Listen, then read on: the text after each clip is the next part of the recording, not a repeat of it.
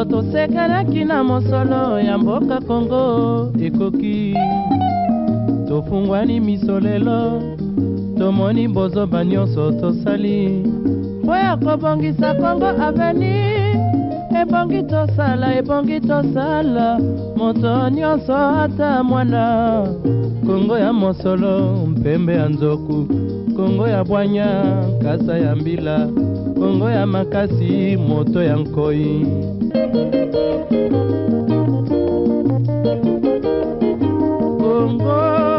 Kongo nde mboka Kongo mboka ya ba koko 00243 Affaires nationales. Mesdames, Mesdemoiselles et Messieurs, bienvenue à votre magazine d'actualité, un magazine de décryptage de l'information, un magazine d'analyse, pourquoi pas des débats.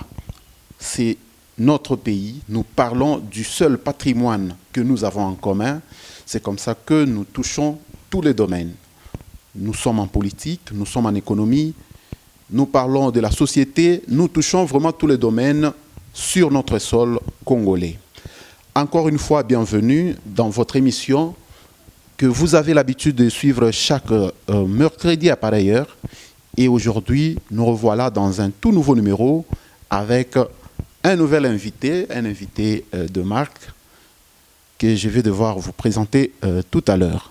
Bien avant toute chose, je vous présente l'actualité à la une en République démocratique du Congo. L'actualité reste dominée par la situation à l'est de la République démocratique du Congo où les troupes rwandaises s'apprêtent déjà à affronter les ADF. Et nous parlerons également, toujours pour l'est de la République démocratique du Congo, la présence du président Paul Kagame a suscité encore beaucoup de réactions dans la classe politique. Et puis l'actualité, c'est aussi le gouvernement congolais qui est allé à la rencontre du cardinal Fridolin Ambongo, ensuite de l'évêque André Bokundoa de l'ECC. Voilà en quelques lignes l'actualité qui a défrayé la chronique en République démocratique du Congo cette semaine. On vous épargne de tous les forums et sommets qu'il y a eu pour parler que de ça parce qu'on va essayer de décrypter cette actualité. Je reçois sur ce plateau les chefs des travaux Kyungu Shimbi, à qui j'ai dit bonsoir. Bonsoir. Monsieur le chef des travaux, vous allez bien? Oui, je vais très bien. C'est un plaisir pour nous de vous recevoir dans cette émission, malgré vos multiples occupations. Vous avez accepté de nous donner ce temps pour cette émission. Nous vous disons sincèrement merci. Je vous en prie. Voilà, c'est avec les chefs des travaux que nous allons devoir décrypter l'actualité en République démocratique du Congo. Comme je le disais déjà tout à l'heure, nous allons parler de l'Est de la République démocratique du Congo. Là-bas, il y a une situation qui a fait manquer la paix à nos compatriotes qui vivent de ce côté-là. Et le pouvoir en place a pris une résolution de mettre l'état de droit, l'état de siège de ce côté-là. Le pouvoir est vraiment dirigé par le militaire. Ainsi, on cherche à ramener le calme dans cette partie de la République démocratique du Congo. Nous sommes à Ituri et au nord Kivu. Le sud Kivu n'a pas été concerné par l'état de siège, tout simplement parce qu'on a estimé que la nature de la guerre au sud Kivu est différente de celle qu'on a retrouvée à l'Ituri ainsi que dans le nord Kivu. Nous allons devoir parler, professeur, à Kivu, plus précisément au nord Kivu et à l'Ituri. Le président de la République a décidé depuis le mois de mai dernier d'établir l'état de siège. Comment vous évaluez cet état de siège jusqu'à ce niveau où nous sommes? C'est à la 12e prorogation. Bien. L'état de siège, c'est une mesure exceptionnelle. Une mesure exceptionnelle à laquelle l'État recourt lorsque certaines conditions s'imposent. C'est notamment lorsque l'État est menacé. Et lorsque ces menaces risquent de faire interrompre le fonctionnement régulier des institutions. Voilà les deux raisons qui obligent les responsables, les chefs de l'État, à recourir à cette mesure exceptionnelle.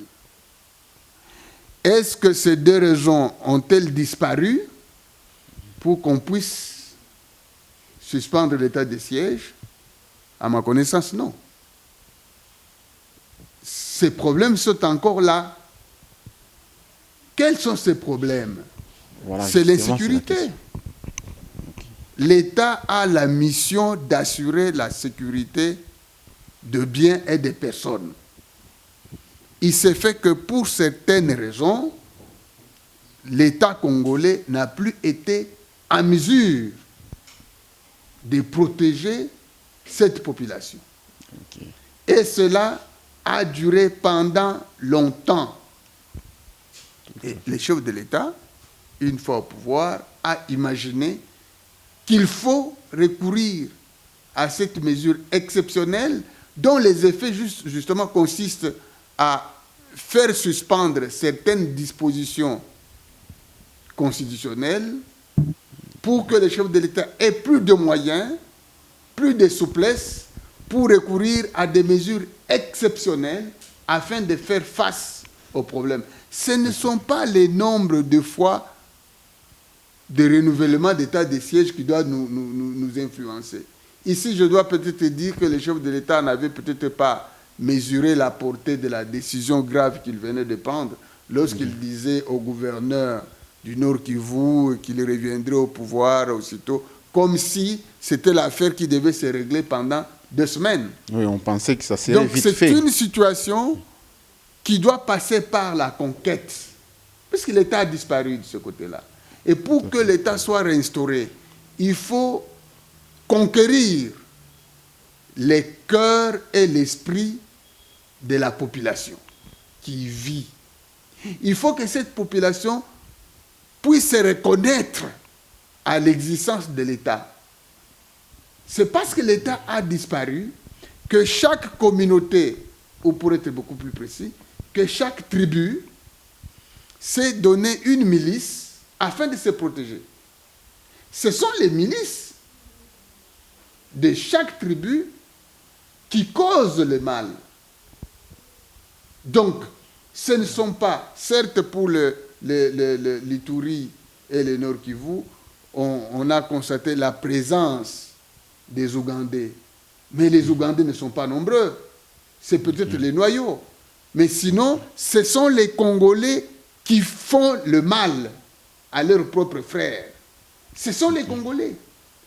Comme toute guerre, il y a aussi les entreprises qui en tirent bénéfice. Tout à fait. Parce qu'on doit utiliser les armes, on doit utiliser les munitions. Ces munitions sont fabriquées quelque part et trouvent le marché sur ce terrain-là. Les entreprises qui font ça, les hommes qui sont derrière ça, ne sont pas contents de perdre ce marché. Mais sinon, l'état de siège prendra fin les jours qu'on aura résolu le problème.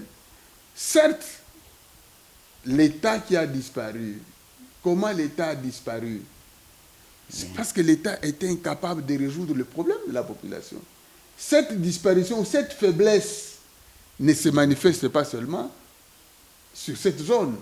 C'est la faiblesse qu'on constate partout.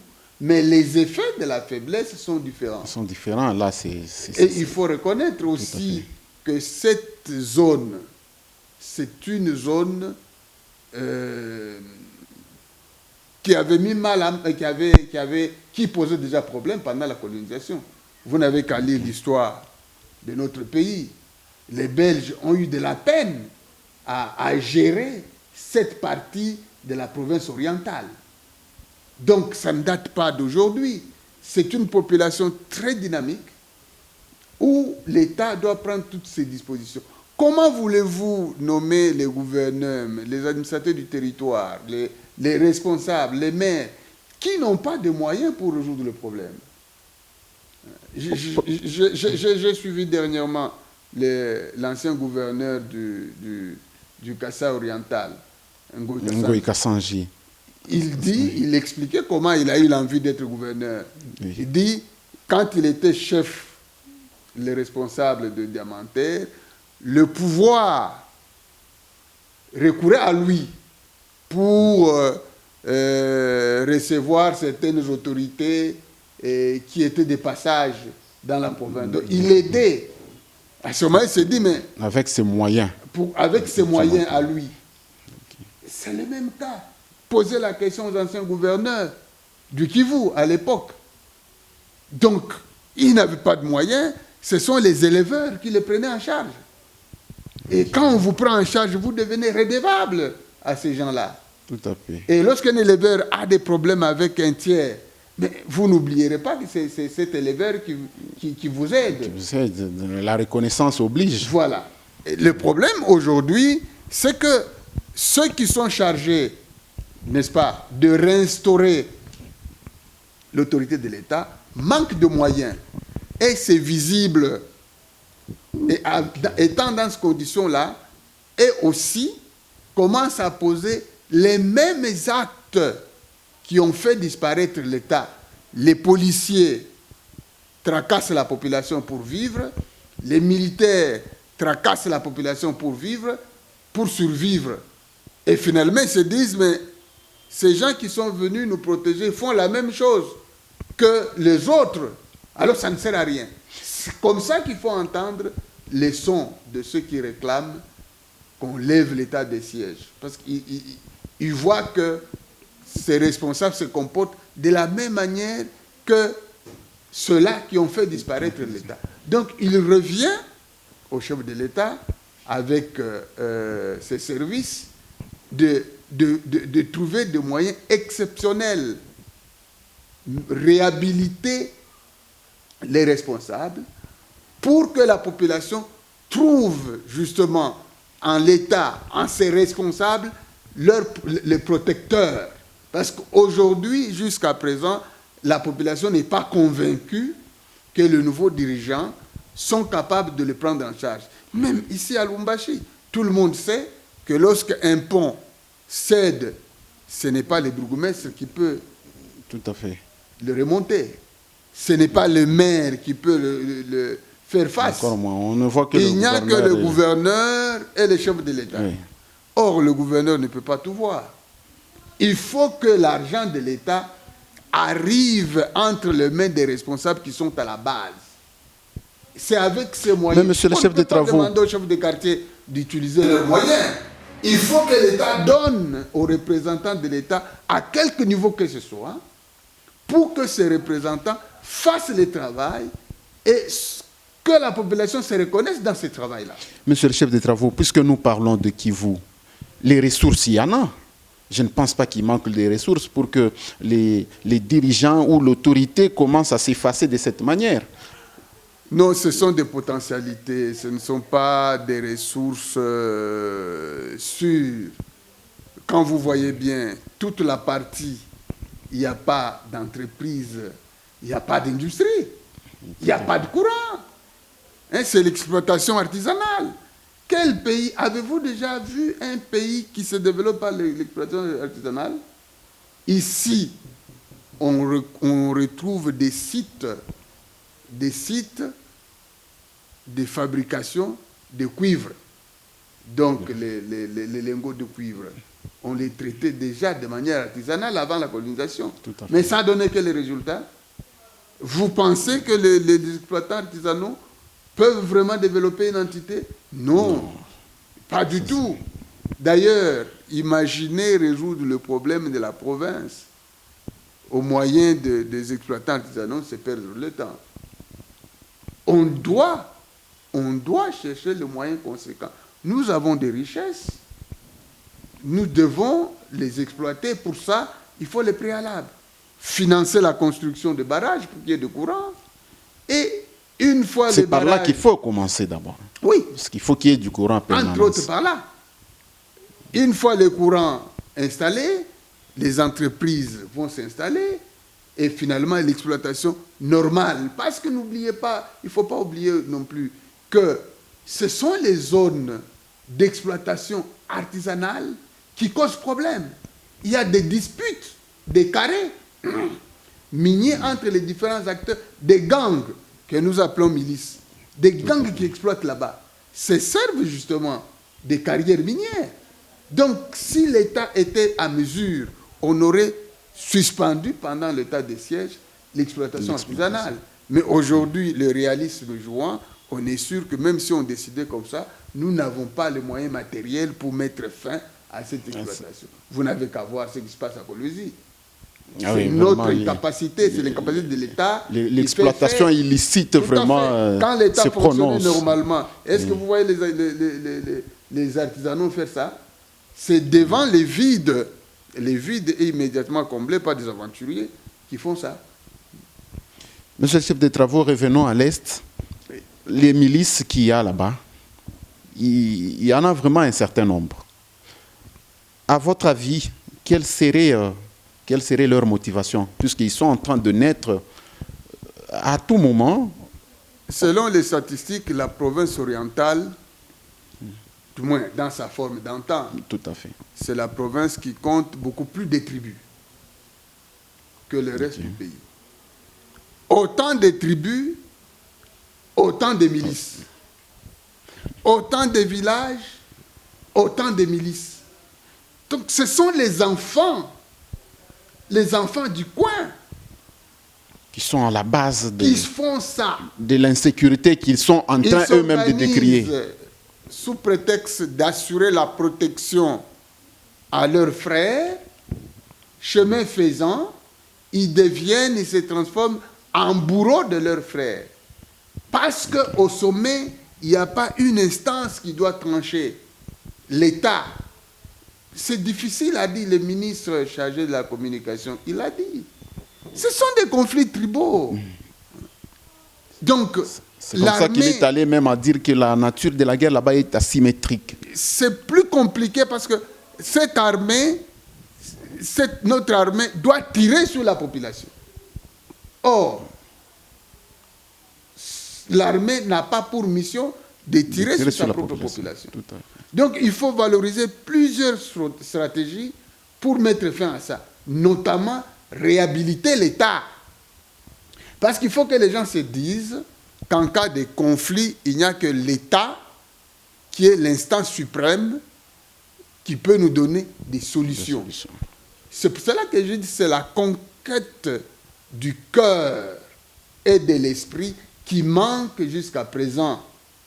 C'est les passages obligés, on n'a pas de choix. On doit mettre les paquets, on doit mettre les experts pour arriver à réinstaller l'État. Qu'il n'y ait pas de groupes qui défient. Parce qu'aujourd'hui, ce sont les groupes qui défient l'État. On défie l'État vraiment. C'est la défiance. Oui. On doit faire face à ça. L'État vraiment est au défi dans cette partie de la République. Vous avez suivi les députés, Oui. 2 députés de même famille qui ont produit un document qui reprennent les statistiques des morts, de la tribu. Voyez-vous, ils notent pas les morts du côté militaire, mais les morts de la tribu seulement. Les leurs. Voilà. Donc, c'est ça le message. Donc, l'État doit être au-dessus de ces sentiments tribaux. Il n'y a pas une autre solution que ça. Mais comment y arriver? Parce que même les administrateurs du territoire qu'on a nommés, les maires, les gouverneurs, doivent être préparés pour ça. Et qui sont tous militaires. Hein? Qui sont militaires. Mais nous avons vécu l'état des sièges ici à Lubumbashi. Au début, lors de la guerre des 80 jours, on demandait aux gens d'entrer dans la maison à 16 heures. À 16 heures, personne ne pouvait être à l'extérieur. Toutes les portes fermées. Nous sommes passés de 16 heures, 17 heures, 18 heures, 20 heures, 22 heures finalement. Ici, dans cette province. Ici à Lubumbashi, dans cette province. Les gens rentrent à 16 heures. 16 heures, vous devez être à la maison lors de la guerre de 80 jours. Ça alors. Mais alors, Donc, l'état des sièges, on ne demande pas à la population si vous voulez ou si vous ne voulez pas. Donc, c'est l'État qui s'impose. Maintenant, il faut donner à l'État le moyen de s'imposer. Et je dis, j'utilise bien les termes, je les pèse. Tout à fait. Ici, c'est la conquête. Parce que dans ce qui est arrivé, l'État est responsable. Parce qu'il avait perdu son pouvoir. C'est l'État qui est devenu incapable pour accomplir sa mission. Voilà pourquoi il doit reconquérir les cœurs. Parce que ça fait bien longtemps, les différents responsables qu'on a envoyés là-bas étaient à la merci des opérateurs économiques. Tout à fait. Et les opérateurs économiques, finalement, se sont donné les statuts d'être au-dessus de l'État. C'est cela qu'il faut réduire. D'ailleurs, c'est la question que je devrais vous poser tout à l'heure. Parce que quand on se rend compte qu'il y a cette exploitation artisanale, il y a certainement les opérateurs économiques qui doivent être présents. Mais ce sont eux qui contrôlent. Souvenez-vous de la période peut-être que vous n'avez pas connue, des Sibé-Zahir. Mais la fréquence vers Beni, Butembo était très élevée. C'était connu que la population là-bas exploitait de l'or qu'on allait vendre à Dubaï. À l'époque, décennie 80, décennie 80, cette zone économiquement avait explosé par l'exploitation artisanale. L'État n'avait pas pris soin d'éviter ça.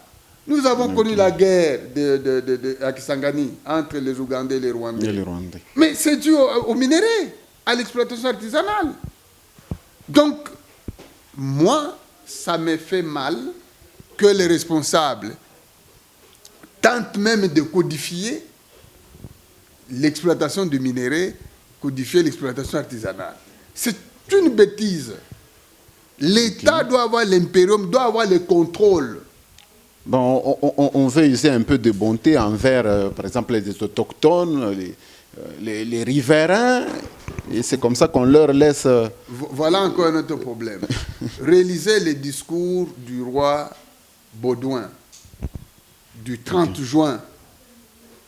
Parmi les conseils que le roi Baudouin avait donnés, c'était la lutte contre le tribalisme. La lutte contre le tribalisme. C'est cela qui fragilise les Congolais. Bien sûr, personne n'accepte d'être qualifié de tribaliste, mais c'est le fait. Et à quel moment cela arrive? Quand vous refusez de suivre la norme. Parce que la norme est là. La norme a tout prévu. La norme a tout prévu. Lisez l'article 12, l'article 13 de la Constitution. Tout est prévu. Nous n'avons, les responsables ont la mission de faire respecter la Constitution. Quand quelqu'un dérape, il doit être sanctionné. Tout est prévu. C'est le laxisme. Le laxisme dans les chefs des responsables qui laisse le vide et le tribalisme s'impose. C'est clair. Et puis ça met à mal le gouvernement ou encore le pouvoir qui est en place. C'est clair. Lisez la Constitution Quand américaine. le tribalisme se prononce, ça met à mal. Mais comment? Mais oui. Parce que vous pensez résoudre le problème en donnant de l'emploi à vos semblables. Oui. Mais il y a les autres qui vous observent. Ils ont aussi besoin de cet emploi-là. Ils ne se laissent pas faire. Si nous respectons la norme, vous verrez que tout va se passer. Qu'on respecte la norme. La Constitution américaine dit que le chef de l'État, pendant son mandat, touche ce que le Sénat lui réserve. Rien que ça, du début à la fin. Il n'a pas le droit de toucher, d'avoir un autre revenu que celui-là. Et c'est respecté. Le gouvernement Ilunga Lunkamba, il a interdit aux ministres d'avoir des enveloppes, de recevoir des cadeaux de plus de $300. Mais qui a suivi ça? On a vu les ministres qui recevaient des enveloppes publiquement. Mais quand on ne respecte pas vos propres normes, eh bien, c'est la nature qui s'impose. C'est la nature qui s'impose.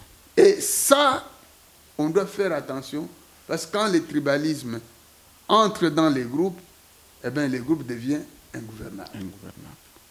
Les dirigeants doivent lutter.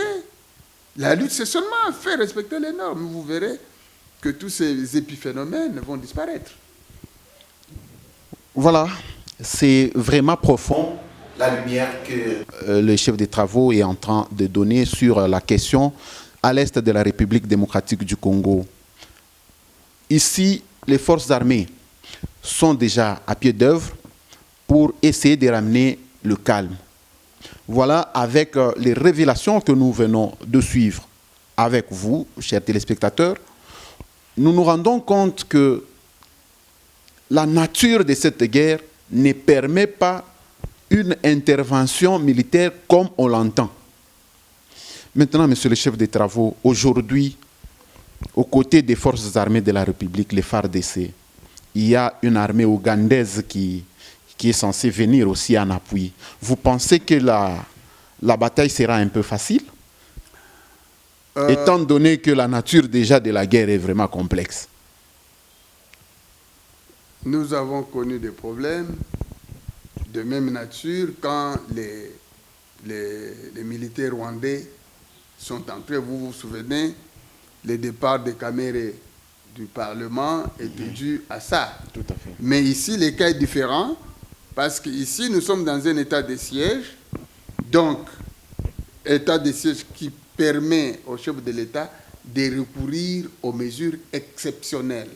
Donc, faire venir les Ougandais serait une des mesures exceptionnelles. Mais attention, les Ougandais qui viennent, ils viennent tuer qui? C'est justement la Parce que question. tout a été démontré que parmi les ADF Nalou qu'on arrête, 90% ce sont des Congolais. Quand les Ougandais vont commencer à tirer, ne va-t-on pas dire qu'ils sont venus tuer les Congolais? Voilà les problèmes. Et le problème est aussi profond déjà dans l'organisation de notre armée. Ça ne date pas d'aujourd'hui. Notre armée a des problèmes sérieux. Ce n'est pas comme le Soudan, l'Égypte, l'armée, où l'armée est un État. Notre armée se caractérise malheureusement par la désorganisation. Par la désorganisation.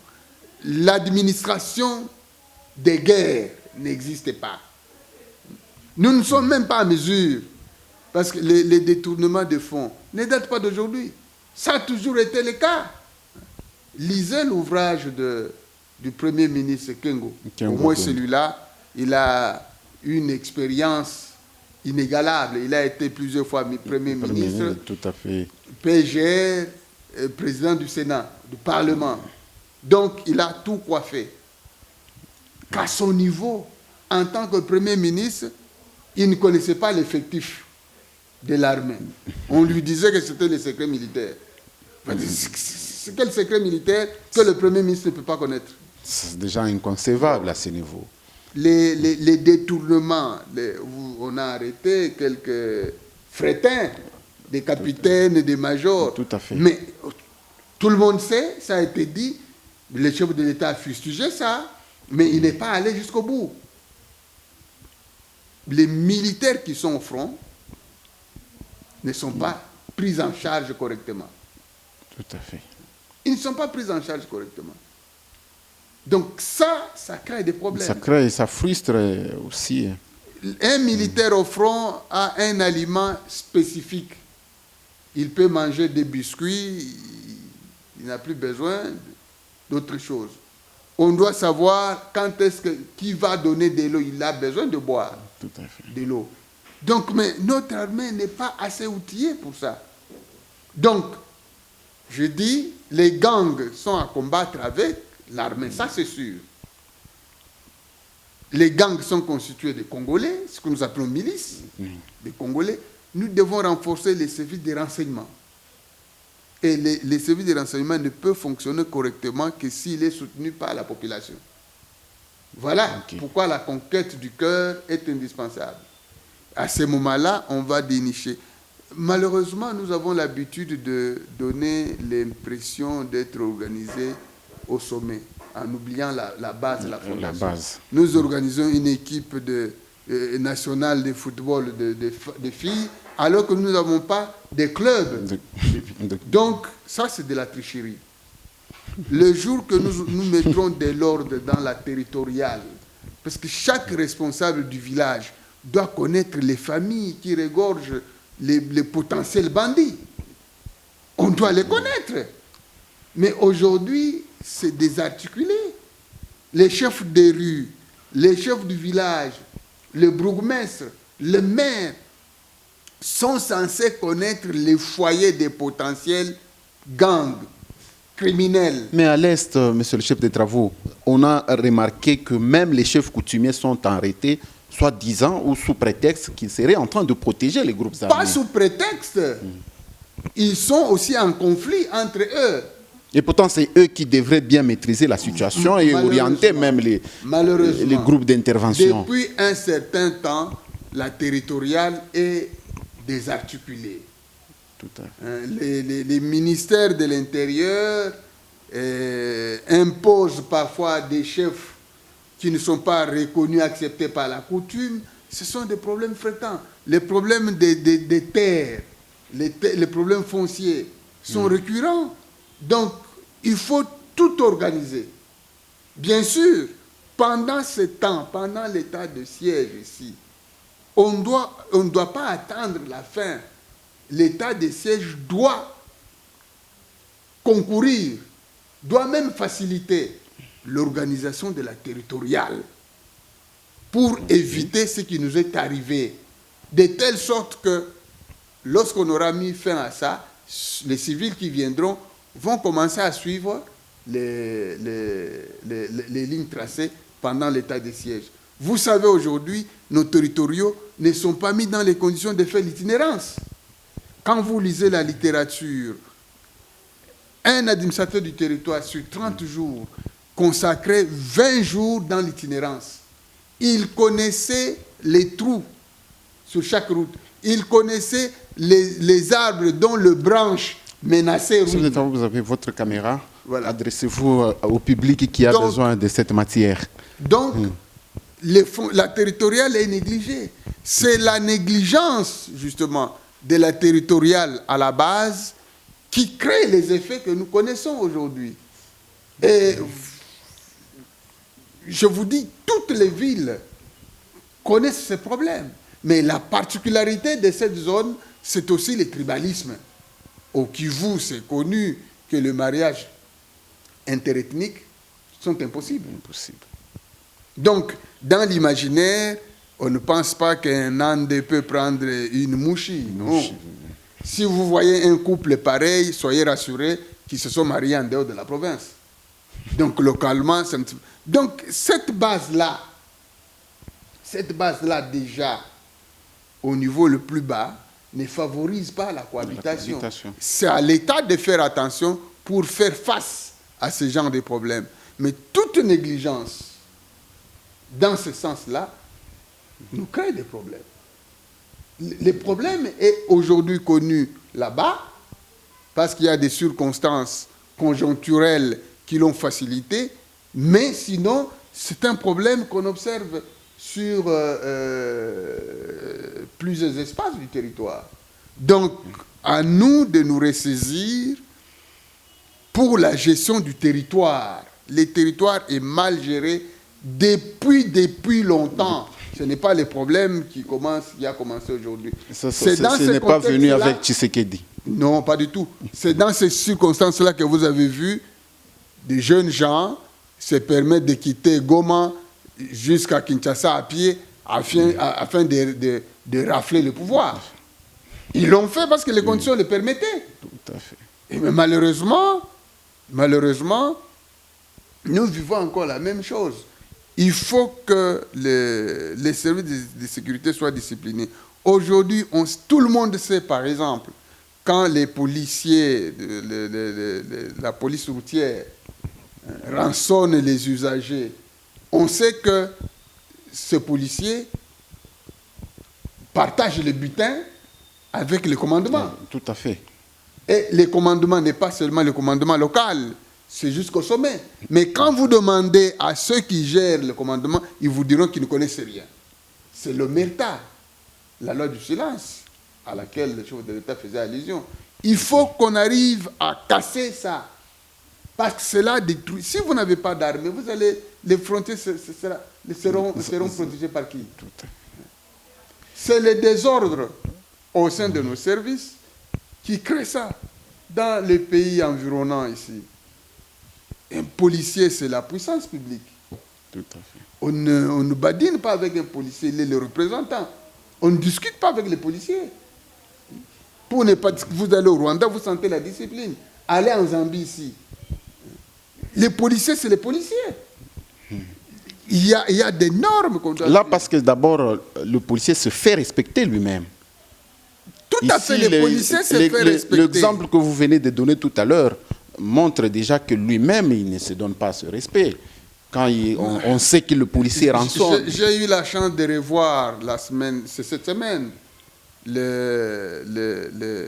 l'interview, disons, la chaîne Molière a fait passer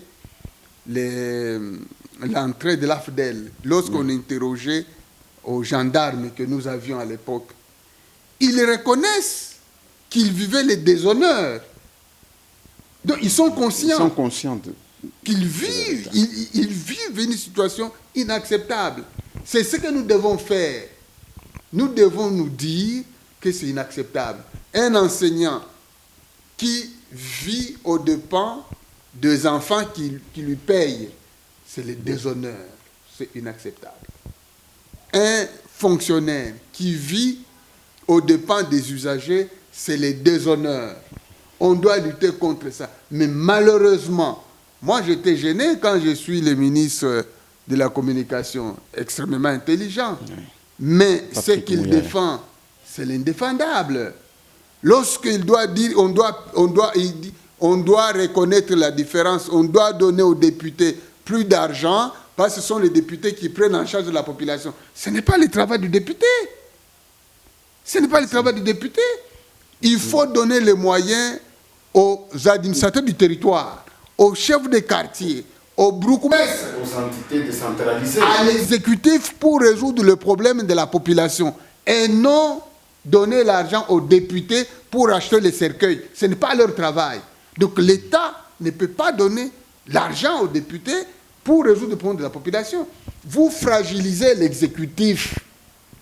Vous fragilisez l'exécutif. Dans notre pays, nous n'avons pas assez de moyens. L'État n'a pas assez de moyens.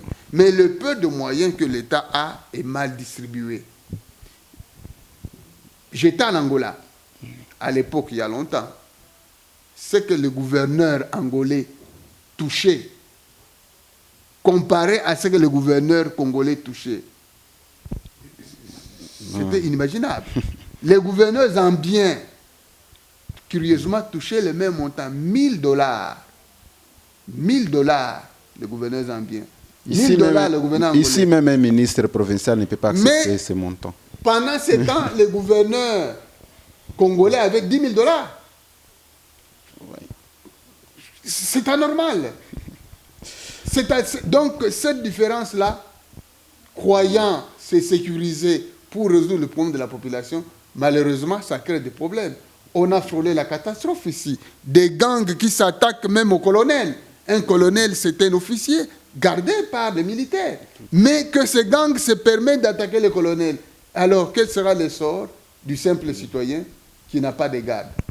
Ça, c'est l'absence de l'État. Donc, aux dirigeants de réfléchir qu'ils ont tout intérêt à donner le moyen à ceux qui sont à la base pour qu'ils soient eux-mêmes aussi sécurisés. C'est cette déconsidération du territorial qui est à la base de ça.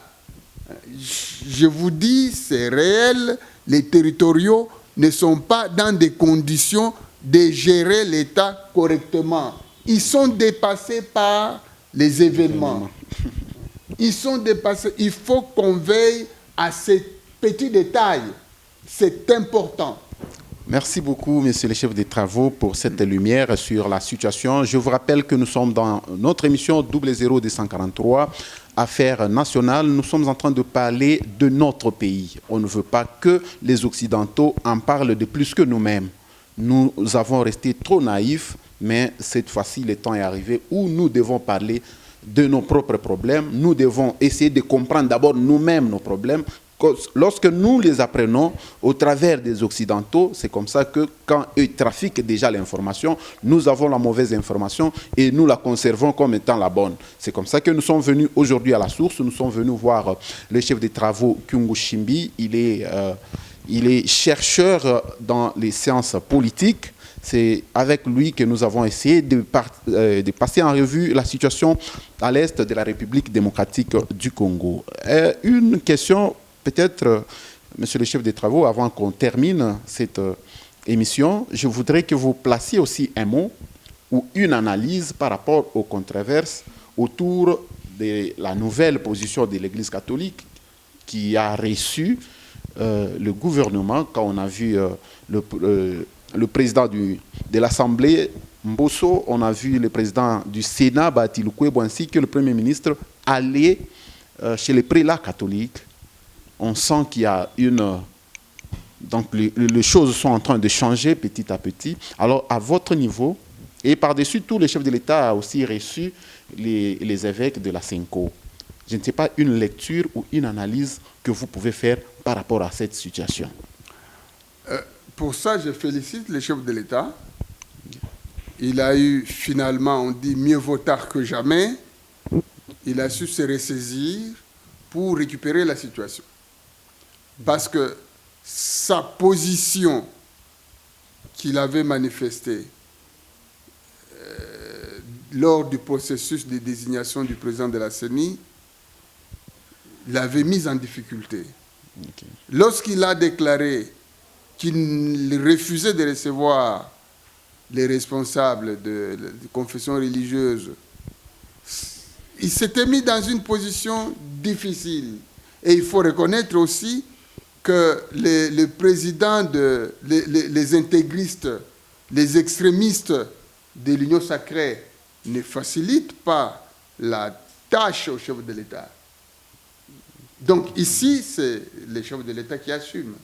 Heureusement qu'il s'est ressaisi en envoyant pratiquement les responsables de la République vers les cardinals afin de désamorcer la crise. Fallait-il la démonstration, l'épreuve de fait? Fallait-il la marche pour arriver à ces résultats? Je pense que c'est une faiblesse qui pourra donner au chef de l'État une leçon à ne pas revivre. Parce que lui, il est le garant des normes. Vous savez, chercher toujours à avoir raison, c'est aussi un tort. Il faut avoir parfois le courage d'accepter le rétropédalage, comme voilà. Disait un de nos journalistes. Ici, il y a un problème des normes. Moi, depuis que le chef de l'État est au pouvoir, je me pose des questions sur certains actes qu'il a posés. Visiblement, des actes qui ne lui procurent rien de personnel, mais que lui soutient. Au début, prendre des décisions, des ordonnances qui ne passent pas par le gouvernement.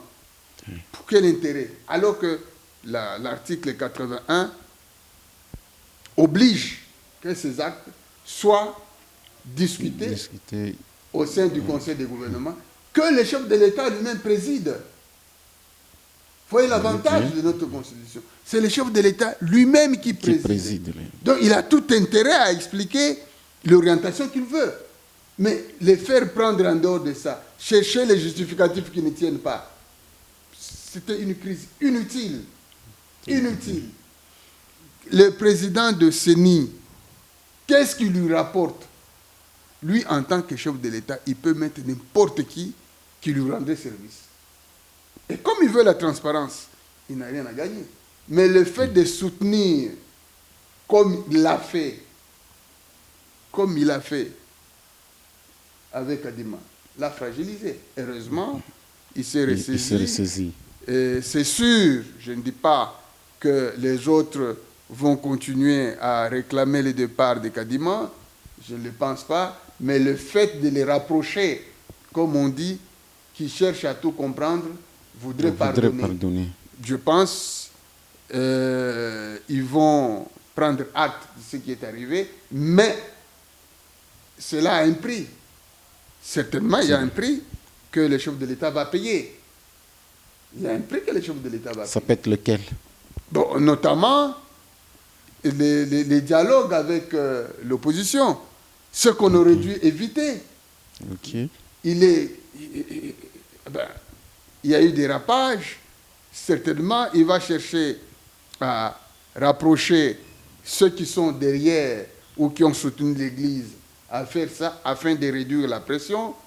Certainement, comme d'habitude, on s'est réunis en disant on n'a pas besoin de pouvoir, mais on arrive toujours au partage de pouvoir. Donc c'est le gouvernement qui sera le maillon le plus faible, c'est le Premier ministre qui risque d'être sacrifié. Si pas lui-même, c'est l'entrée des autres au détriment de l'union sacrée. Là, c'est sûr. Mais le prix sera payé. Là, c'est clair. Un prix qu'on aurait dû éviter, mais qu'il doit payer parce qu'il y a eu ce qu'il y a eu. Merci beaucoup, monsieur le chef des travaux. Merci à vous aussi, fidèles téléspectateurs, qui regardez votre télévision, Canal Lubumbashi. Nous voici arrivés au terme de cette émission 00243, Affaires nationales. Ici, nous avons parlé de notre pays, nous avons parlé de la situation de l'Est, nous avons aussi parlé des controverses autour de la nouvelle position de l'Église catholique qui a été reçue par les autorités du pays. Voilà, mesdames, mesdemoiselles et messieurs, ça en est fini pour ce numéro. Je vous retrouve incessamment, ça sera avec un autre numéro, une autre actualité et un autre analyste, bien entendu. D'ici là, portez-vous bien.